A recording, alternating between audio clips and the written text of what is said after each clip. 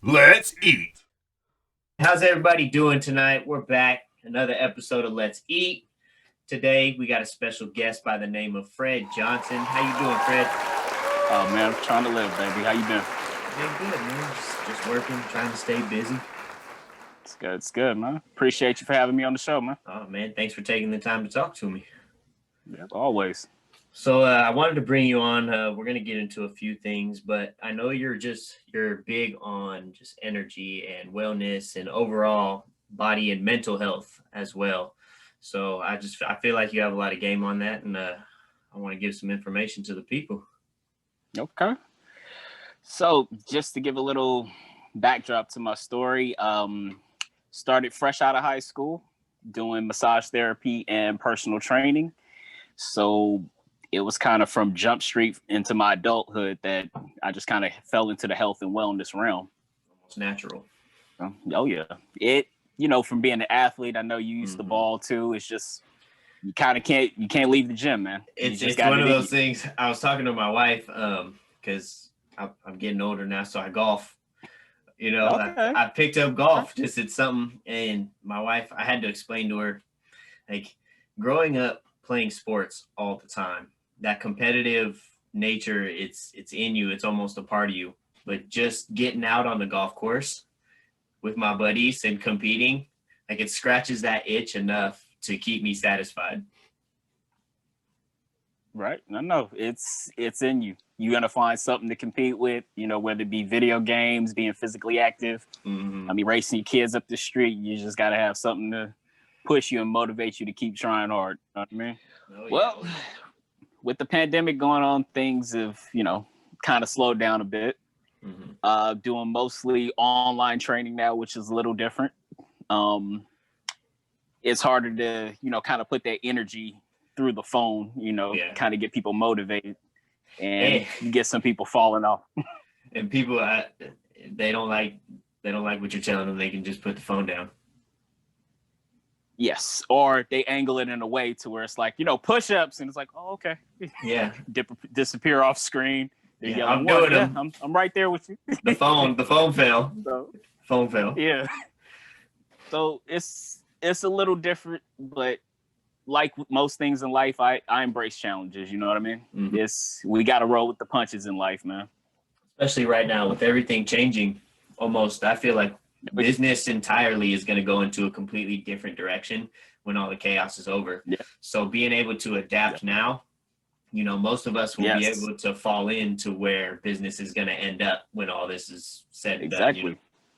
Because you see, this time was made for the hustlers. Oh yeah, if you're sitting down waiting for the help to come right now, I don't know. It's not gonna be there for you, man. Yeah, you gotta push, man. You gotta find the means. I know a lot of the trainers now are doing just the apps. Like they put their training programs, like they'll shoot a video in their gym or in their home gym, and they'll upload it. To like a workout plan, and it's genius. Yeah. You know what I mean? You take a couple hours out of your day and film a couple of different classes, and you can sit back, if it takes off, you can sit back and go on about your life and get some residual income coming in. Our co-owner, Cecily Guest, she's been killing it with the yoga circuits and doing the whole yoga routines online. She has them via Facebook, Instagram. I thought your wife was a yoga instructor too, no? No fitness. Or she's a masseuse. Massage there, yeah. Okay, that's she was. Okay. She's actually on the disabled list like you right now, man. Oh man, she's out of the game like me. Yeah, man. Right. Dealing with a couple things we're trying to clear up. Hopefully, like most things in life, you just got to have a plan to get back through it. So I got a slight plan to do some rehab stuff with her, some equipment we're about to purchase to help get her body strong. It's just like she started losing feeling and strength in her hands. Mm-hmm. And then she was at a point where she was probably working a little bit too much, and she dropped weight. And as a massage therapist, we're not using most of our strength on you. It's a lot of our weight. Body weight. You transfer the weight through the person and the muscles. And when you start losing weight, you compensate by using more strength. And then she just started getting all these injuries piling up. So she had to peel back for a minute. Take a break. Yeah. That's good though. It's good that she was willing to take the step back before it got worse. I mean, I've seen guys at work that they have so much on their plate and they're just so absorbed in getting the job done that they put it before their health completely. And I've seen guys stroke out, like they stroke out at work because it's over time, it's gotten to a point where they haven't been eating healthy for so long. They're smoking cigarettes. When they go home, they drink beer. They sit in traffic and get pissed off about traffic. You know what I mean? And it's just all that stress over time, and they stroke out. And it's scary. So it's good when somebody can recognize it and correct it before it gets too bad. Also being fortunate enough to be in a position to take a step back too, because, you know, I understand, man, you got bills to pay, you got, you know, families to raise. It's tough sometimes, but yeah, that toxic load really does set in on you. It can wreak havoc on your body. When you're working with 20, 30 pounds of gear on and you're dealing with big pieces of wood and big pieces of metal, and you're up and down stairs and up and down ladders, you build up sweat. So on days that it's raining and it's super cold and you're working up that sweat, then you take a half an hour lunch and then you take a 10-minute break, and your body's going up and down in those temperatures. Like, it's making guys sick. Yeah. And it would get to the point where it's like, okay, we're not behind on the job. We should be able to go, like when it starts dumping rain, like just let us go home and we'll come back tomorrow, because we're either going to miss this half day, or half of us are going to end up missing 2-3 days because they caught a cold, or, you know, they got sick. So it's balance, you know what I mean? The risk versus reward, especially with your health. I was gonna say, how has the pandemic affected your business, having an in-person gym? Right now, we'll take one client at a time. If Cecily's working with somebody or Terrell's working with someone, I will take them outside. You know, that's the cool thing about functional exercise. You know, it's weight, body weight. All I need is a mat, kettlebell, you know, medicine ball, and we can get going. Simple. Yeah, it's simple. I mean, I could train you body weight over the phone. We don't need anything. Go Jack LaLanne, you know what I mean? I remember back when I used to work out with you and just the TRX rope alone. We do 2 hours just on that TRX rope, and I would be more hurt the next day from that than when we were hitting free weights. You know what I mean? Yep. That thing, that's why I got one hanging up in the gym in the garage right now, because I did see that. I saw that. Nah, it's good. It's good for all my stability muscles. You know, I got a lot of arthritis in my joints. For being this young, and the thing that helps me is keeping my stability muscle strong, because it takes all the pressure off of the joint. So, but see, the important part, you listen to your body. Well, yeah, it's just one of the things I got tired of is, like, my knee would give out. I would be standing, like if I stood for too long, or if I was walking long walks, or if I jogged the next day, I'm walking on it and it would just give out.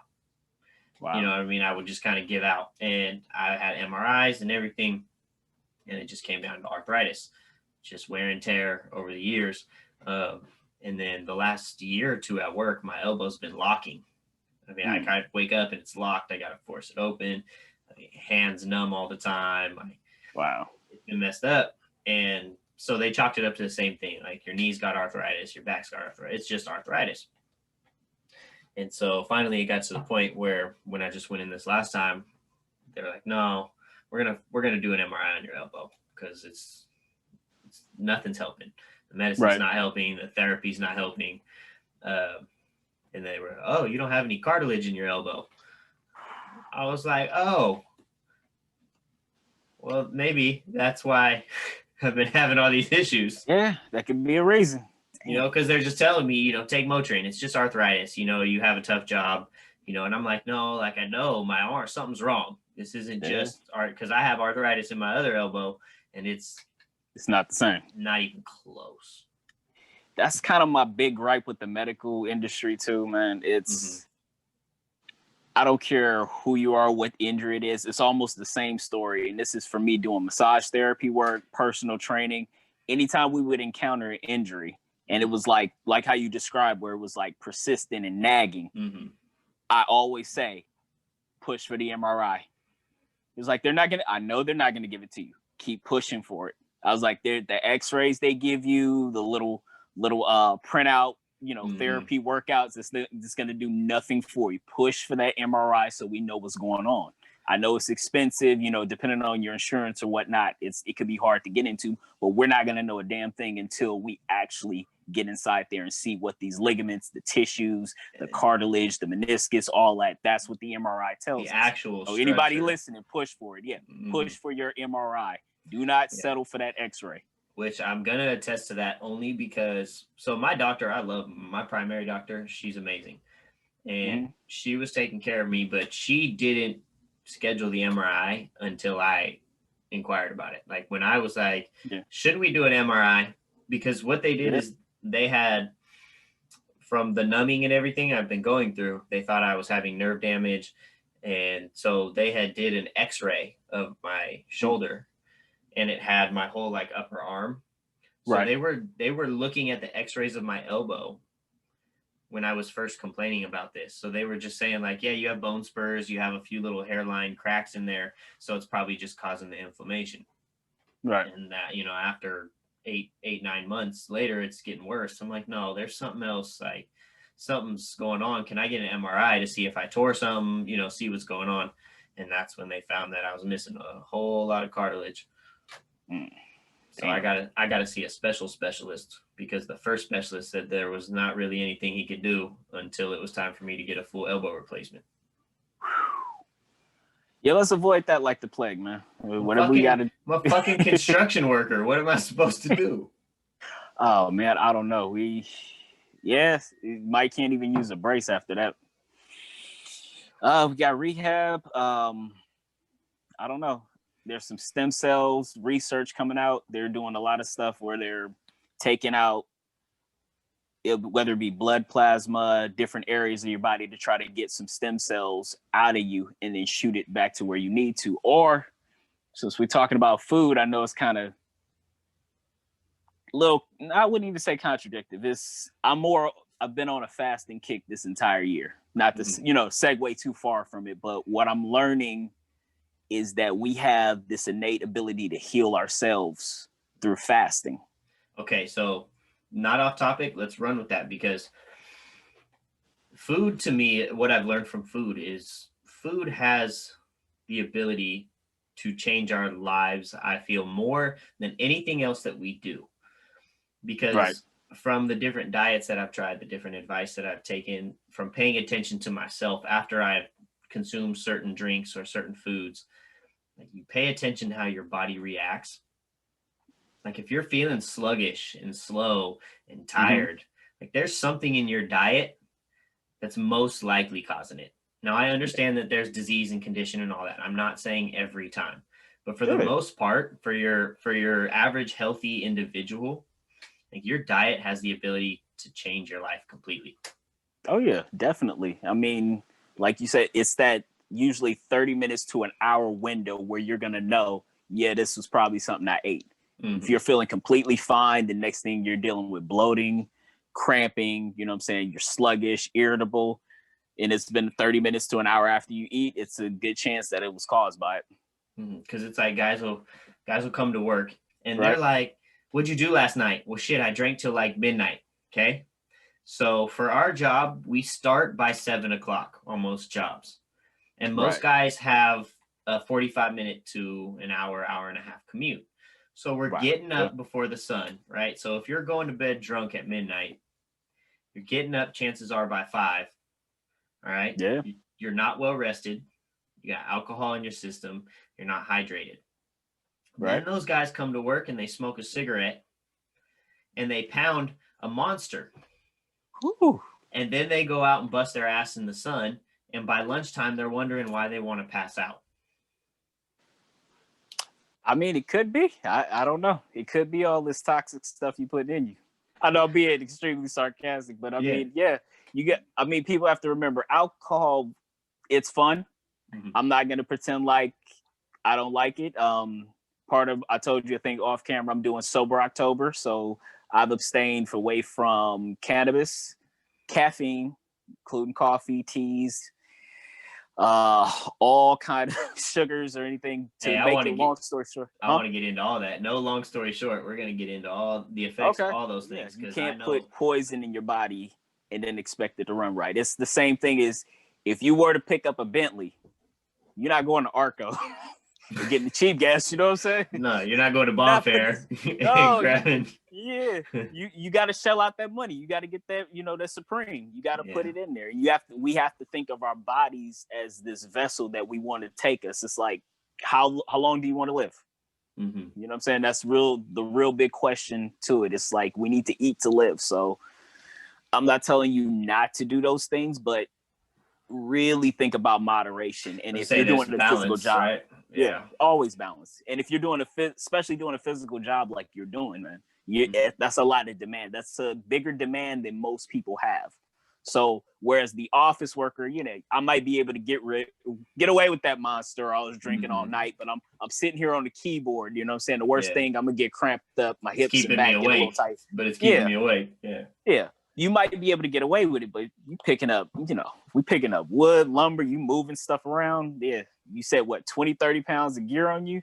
You need to treat your body like you're an athlete. Mm-hmm. You are an athlete right now. I always try to double. So whatever my weight is at the time, I try to double in ounces for water a day. Minimum. That's pretty good. You know what I mean? Good. So if I'm 160, I'm drinking 220 ounces of water a day. Good. How do you experience any cramping or anything after that? Sometimes people. I do when I slack. When I slack, like if I get wrapped up in my work and I don't drink water throughout the day, you know what I mean? If I get wrapped up and I forget to go back and because I'll take 4 water bottles a day, just those 4 water bottles, but I'll fill 2 of them up throughout the day, and I'll keep one by where I'm working and one in my back bag so that if I'm away from where I'm working, I can grab it real quick and drink it. So I'm drinking a lot, like anywhere from 10 to 20 a day, just on the water bottles. You know what I mean? But there's days where I get wrapped up in my work and it's 98, 100 degrees outside, but we're trying to meet a deadline. So I keep working. And when I'm driving home from work, there'll be times where my hand will get stuck to the steering wheel and my whole forearm will cramp. And I have to grab the steering wheel with my other hand and just slowly just stretch it out. And it's because, and I already know it's because I work all day with my hands. My muscles are already tense and I'm dehydrated. There's no, and I tell people all the time, water for the human is like oil for a car. It keeps everything running smoothly. And when you don't have enough, you're going to burn your motor up. Yeah. Then especially like you said, if your coworkers are pounding these energy drinks and things that act as a diuretic, is actually pushing it out. I drink a fucking beer. Look at me. But see, it's all right though. You at home, you can chase it with water though. You're still at home. I'll tell you, that's the first beer I've had today, and it's Saturday. So hey man, enjoy it for me too, because it's gonna be till November 1st before I can enjoy anything like that. So, but that's good. So when I cut alcohol out of my diet, because I used to drink 5 days a week, easy. You know what I mean? Yeah. Like I've been there. for a smaller individual, I was at a point where I had the ability to drink way more than I should have had the ability to. But I was having anxiety and panic attacks. I was like my energy was never there the next day. I was moody all the time. You know what I mean? Like I was not in a good place mentally and physically. My appetite wasn't where it should be. I didn't feel strong. You know what I mean? Like you get to a point where you realize, like, like every human that does too much to their body, like your body talks to you. Yeah, it does. You know what a normal meal feels like, how it processes. You know how your body reacts. Like, Yeah. But whether you have the awareness and the ability to listen is the difference. Because most people just like you said, long term, when do you want to die? How long do you want to live? Yeah. The difference is most people just right now is what's important. But what you're putting in your body right now might stop you from developing Alzheimer's at such an early age or, things like that. So for me, it's learning to break my old habits of not really like I've always understood diet, but never took it serious. But now that I'm forcing my kids to eat healthier, well, it's not making me want to eat healthier. Yeah, you got to set that example, man. Plus the dad bod thing, bro. I can't have a dad bod. It happens, but you know what? Moving forward, like you say, live in the present and prepare for the future, man. I'm just too insecure. I'll be honest. I'm too insecure. I look at myself because at that time when I was drinking, I got the little beer belly, and thank God I don't have that anymore. But good. Super insecure. Like I'd look at myself and be like, "Wow, I look like shit." Hey, man, it happens to all of us. We all go through these ups and downs and cycles to it, man. Trust me. I've been documenting my journey throughout this year through the pandemic, and I'll be sure to shoot you a link on there. But I got some progress pics that you'll be like, oh snap, yeah. Trust me. After the last Cowboy season, bruh, I got up to about 216. See, easy. You gotta stop drinking.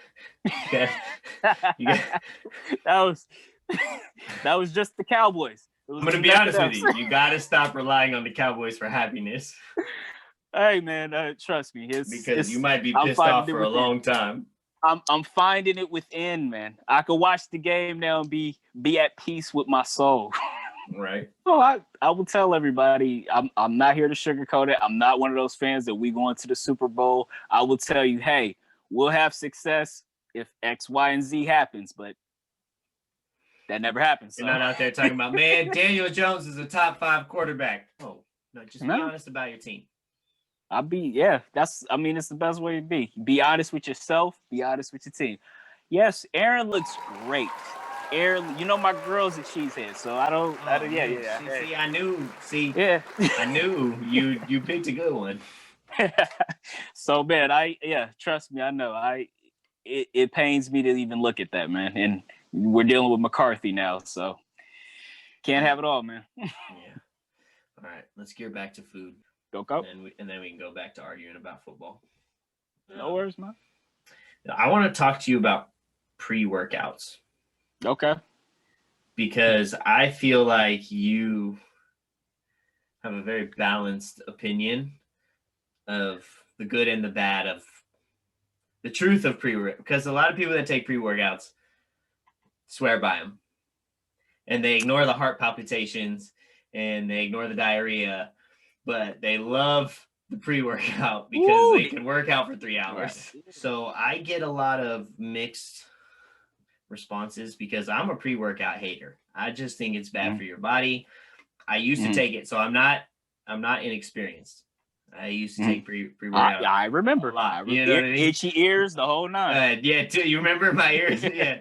2-a-days. I'm talking about mad at the barbell just because it's there. Yeah. Just going, right? So the pre-workout to me is just bad for your body, but it does give you that extra push. Yeah. What do you think one is better than the other, or do you think there's a way to use the pre-workout safely, or do you think I'm just tripping? Again, it comes down to your body personally. I will tell you my experience with it. I was a pre-workout advocate. I used to take them all the time. Then it got to a point where it was 2 scoops. Then 3 scoops, then 4 scoops. Then I was damn near just making a line and, trying to get it in any way I could, but it wasn't working. So what I learned from there is I really had to reassess what was going on with my body. It was like, okay, wait, why do I need a pre-workout? Was the big question that popped up. Why is my energy low? Did I get enough sleep? Am I eating like crap? I start trying to pick apart other things in my life that was preventing me from being able to work out in the way I wanted to. And then, it was breaking down. Okay, why do I want this pre-workout? So then you find out like, oh, that kind of tingling feeling is just niacin. You can actually buy niacin pills if you want to. And it does open up your blood vessels. Oh, really? Yeah, you can just buy it straight up. It just opens up your blood vessels. And it's healthier. It helps you. It's just going to help more blood flow to the muscles. So that's where you're not experiencing the fatigue as much because you have more oxygenated blood. I was going to say, so the niacin just puts more oxygen. It just opens up. Right? Yeah. It just opens you up. Now, what's it? Another component of it? Caffeine. Take coffee. You don't necessarily need that. You could do coffee. You could do green tea. You could do black tea. It's just figuring out what is it that I felt like I needed from this, or what did I actually need to get me going. The big word you're saying to me is need. Right. So yes, you do. You're right. You need the pre-workout. You need the caffeine because you're exhausted. You still want to work out. You still want to have a nice physique. You still want to be healthy. Exactly. But why are you tired before your workout? Because you're sleeping for 4 hours. That's why you're tired. You're tired because you slept for 4 hours, you had no breakfast, and you're dehydrated. So that's why you need this. Okay. Well, now you do that, you exert your body, and you wonder why you're exhausted going back to work for the rest of your day. Right. Because you're not putting yourself in the right position to achieve the things you want to achieve. So you're putting all these Band-Aids in play to keep you going throughout the day. And just like with any substance that you use, after a while, it's going to take more and more because no one reads the pre-workout. They all say 6 weeks and stop. No one reads that part. Not every day for 3 years. No. 6 weeks. 6 weeks and stop. So for me, that would be more or less if someone were getting ready for an event, like, those, mud runs, the Tough Mudders, you're trying to do something. It's like, I got 6 weeks just to push this out. Okay, might not be that bad. You do your 6 weeks, you peel off of it, let your body completely wean off of it. You should be fine. Then, of course, discussing this with your doctor, making sure all your vitals and all your levels are up to par, but you should be fine. But the problem is we're an addictive culture, man. So another big thing at work, aside from the alcohol, is the caffeine. Like I've seen guys, cigarettes are a big thing, but along with the cigarettes, there's a guy I used to work with. I'm talking 5 monsters in an 8-hour shift. Ooh. Right. And he's out there just sweating all day, just sweating. Right. But he's irritable all day. And so do you think that the caffeine because I know alcohol makes people irritable the next day with the hangover and the nerves and everything. But do you think caffeine, like an overdose on caffeine for energy, also affects your ability to process mentally? I definitely think it can. From what I'm learning on this whole journey I've been going through during this pandemic and kind of really submerging myself in more educating myself on the body and all my traits. A lot of this stuff starts in the gut.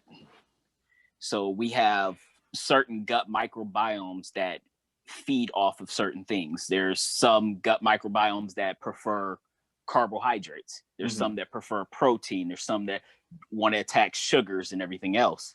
So when you're talking about the energy drinks, sometimes it's not the caffeine itself. It could be the sugar content if it's not sugar free, or if you're using those diet ones, the artificial sweeteners, they also wreck your gut microbiome. So he could just be, starting this war in his stomach and his body stressed out and reacting. And that could be the attitude that you're, mood swings and attitudes that you see from it. It inhibits your ability to produce serotonin, dopamine, all those other things that naturally functions in your body. The more natural shit that you can put in your body, the better. Every time you eat something that's kind of man-made, your body's gonna, what the fuck is this? And it's got to figure it out. And it's going to take a long time to do it. Just think of it that way. That was the thing. So people were talking about when I went plant-based, like, why do you think plant-based? They would ask me why I think that plant-based foods work. And the only thing that I could, in my mind, justify eating plant-based was look at the beginning of fucking time. Did humans have a McDonald's? No. They ate what was given to them by the land, right? Exactly. And when people say, well, meat too, people hunted. Well, yes, if you do your research, people started hunting when they had no other option. Yeah. So then they started eating meat. If you look at the way that our teeth are made, the way that the enzymes in our stomach are made, we're not supposed to process meat. So when people would ask, well, that's not, no, what we think is natural is what we've been taught is natural, because this is the world we were born into. But if you look back, people survived for years without all the shit we're putting in our bodies. Exactly. You know what I mean? And there wasn't as many, like if you look at all the diseases, if you look at obesity, if you look at all these things, all these problems that have all of a sudden become these big deals, well, we're putting a whole bunch of foreign shit in our bodies all of a sudden. Yeah. Like that's, to me, that's a clear indication that we're doing something wrong. Right. So for me to tweak my diet and try to be more plant-based, I felt like I was doing the right thing for my body and to overall be more healthy. The most important thing you said right there, though, is your body. I can't tell, even though my field is training, you know, nutrition and all the health aspect, I don't know you, dude. With everybody I work with, I tell them, like, shit, how old are you? And you don't know your body? I'm supposed to learn it in like 5 minutes of a consultation? It's like, no, we got to get to know each other. We have to see, hey, I ate this. I, you know, felt like I was lagging, you know, it made me sleepy. I was like, all right, bet, cut that out. Let's try something else. We have to learn these things. It's certain blood types deal better with eating protein. Some blood types are better at, you know, going more plant-based and vegan. So it's just a matter of learning who you are and listening to your body's response to what you're doing. But like you said, the important part is going back to that. And then I like that you said that you brought up the how man was living before all of this, before the modernization of you know, our societies, and realize we didn't start using grain until what, maybe a couple, you know, 1,000 years ago or so. But humans, how long have we been on this planet? We grew up eating whatever the land provided. So like you said, if we had to go hunt, it was time to go hunt.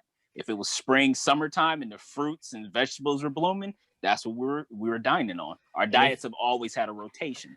And if you take the time to do the research, the amount of nutrients that you pull from plant-based foods are more than if you eat the same amount of a meat substitute or a man-made food substitute.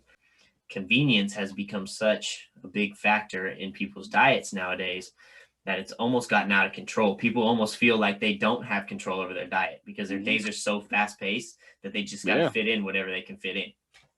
Right. No, you're definitely right. DoorDash, all these millennials bringing food to you at the touch of a button, man.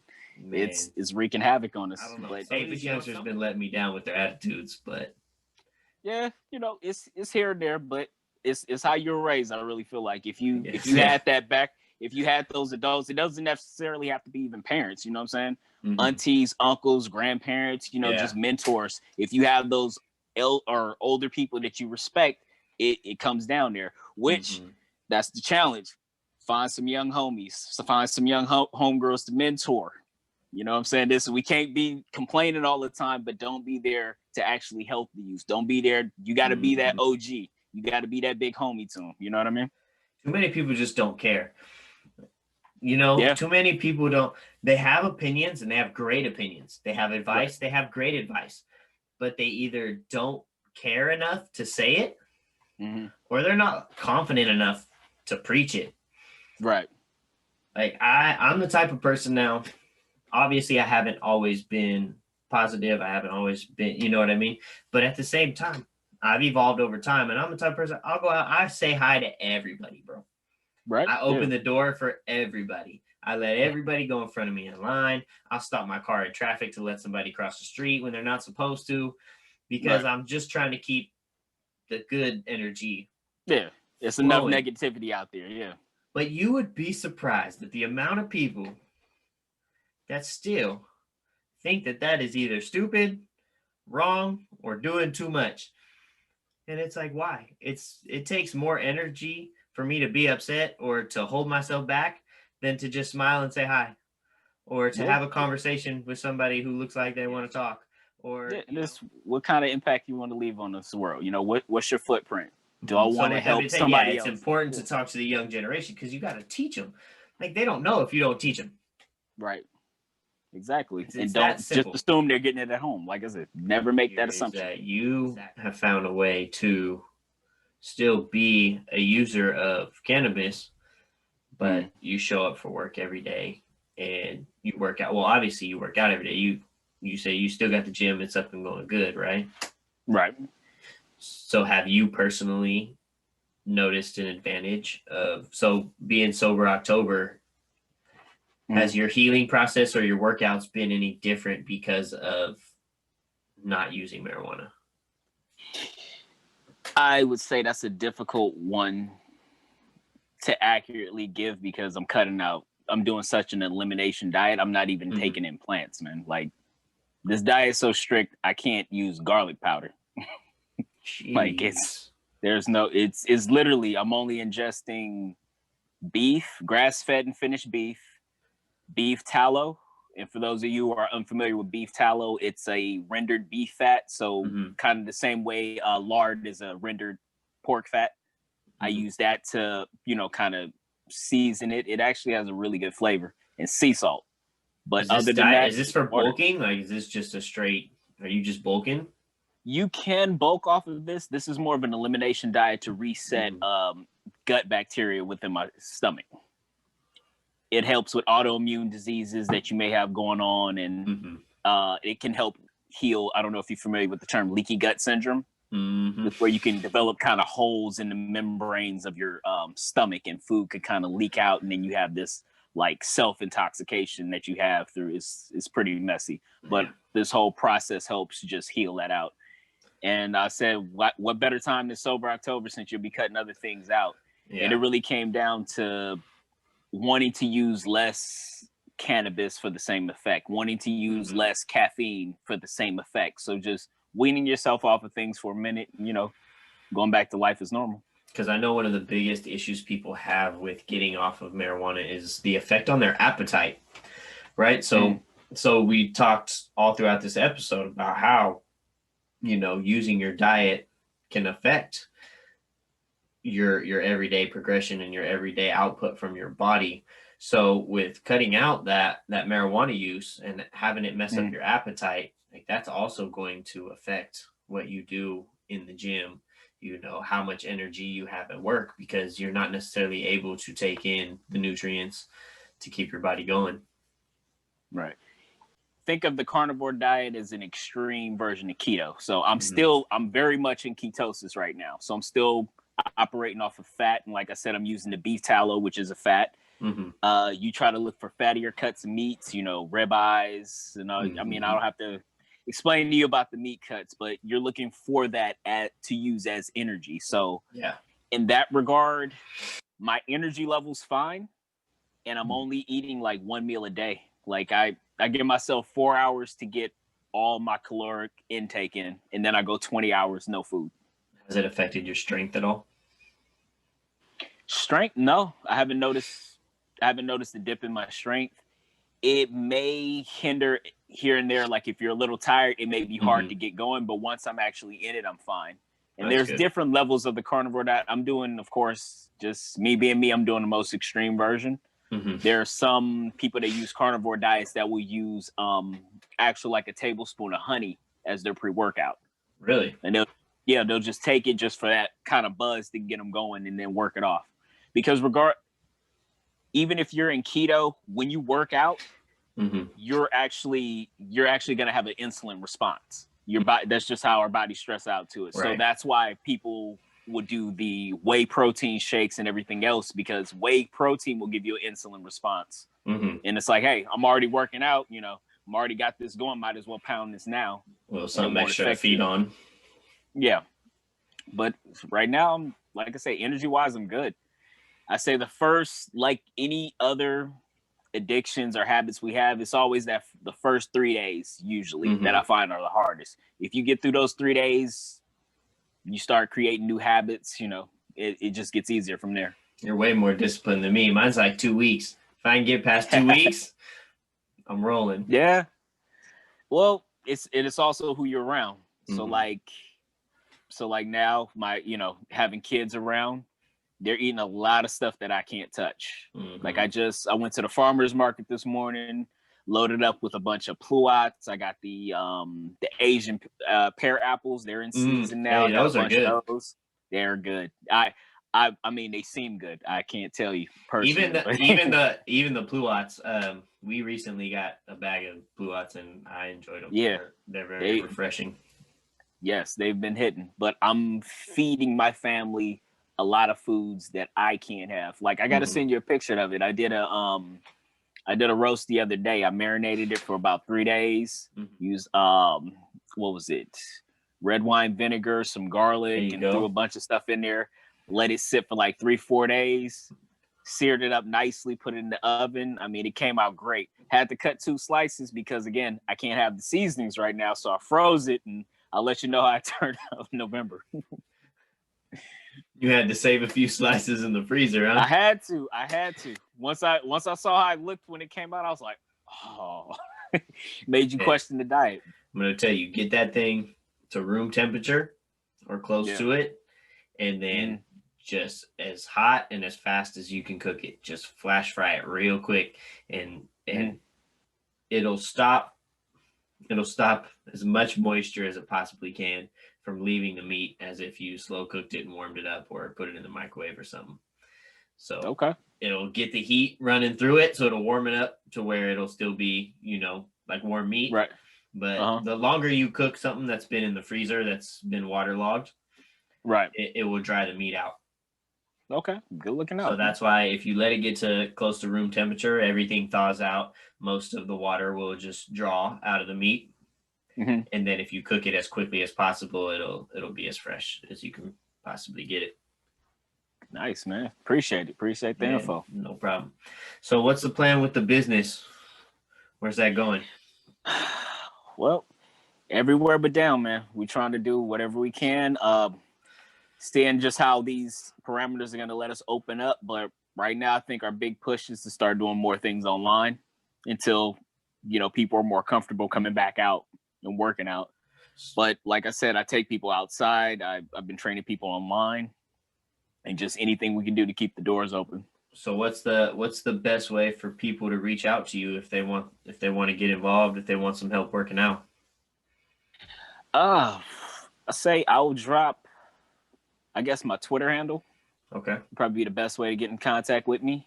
Instagram. I'm trying to get the Instagram back up and running. I've been kind of documenting and doing stories on my diet, but I'll leave you with all my social media platforms, and you feel free to hit me there. We can go from there. Ooh, and trust me, this man has been in business for a long time, doing what he is doing. So I wouldn't direct you to him if he wasn't top of the line as far as fitness and health goes. So please feel free, reach out to the man. He's friendly. He'll talk to you, help you out if you need help. Appreciate you, man. No problem, brother. Well, I'm happy you came on, man. I appreciate the time. Oh yeah, man. Let me know when the next time. Yeah, man. We'll have another conversation soon. I'll try to get down into the gym and let you whoop my ass for a few hours. Man, you a phone call away, buddy. All right, brother. Well, I'll talk to you soon. You take care. All right, man. You take care of yourself and that family, bro. All right, man. Have a good one. Love you, my dude. Love you too, bro. Let's eat.